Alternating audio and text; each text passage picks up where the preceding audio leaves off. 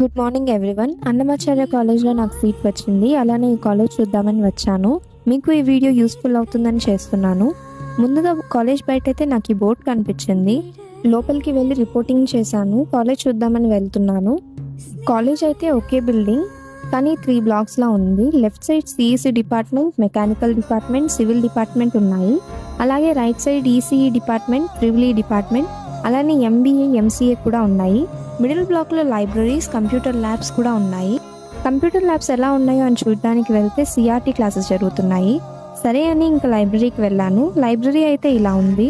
Class rooms ఎలా ఉన్నాయని చూడడానికి వెళ్తే ఇలా ఉన్నాయి. నాకు చాలా నచ్చాయి.